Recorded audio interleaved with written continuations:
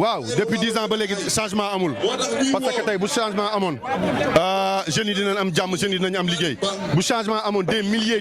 de jeunes du ñu mën a dee ci méditerranéenne bi il faut que ça s'arrête tey ça va s'arrêter incha allahu rabbi. ñu gis tey ñu bëri des fois dañuy faral di fàtte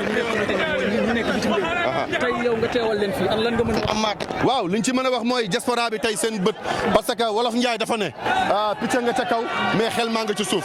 tey ñun lu ñu mënti am Sénégal la ñuy ndamoo lu ñu mënti doon Sénégal la ñuy ndamoo mais il est grand temps que nag ñu mën a ñibbisi dooranteeg ñi fi nekk pour ñu mën a am jàmm et que loolu day am par force neexaluñu leen loolu par force la.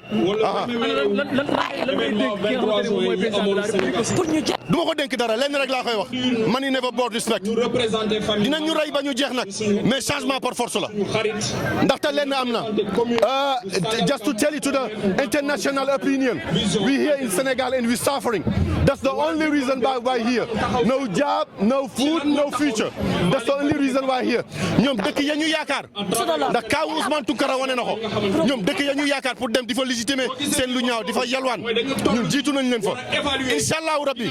képp ku defatu lu ñaaw Sénégal boo génnee dig ñu fa fekk wala boo génnee Sénégal dootoo dugg seeti ñoom ñëpp nag xool leen gisatoo kenn ku ciy voyagé ti parce que instant yi ñoom fa ñuy dem jiitu nañ leen fa yesaay waaw programme bi moom mooy fi mu ne nii daal ci li ñu jublu changement lañ soxla luñ fi mënti def te changement amul c'est comme zéro dañ fiy ñëwaat rek d'ici 10 ans 2011 dañ ko defoon naa ko New York à 2011 instant dañ ko dara defaat changement lañ bëgg et le changement doit être absolu dem naa force la war a nekk. Ce sont les Sénégalais qui vont décider du Sankara Mbaye mooy décider loolu mais Sénégalais yi décider.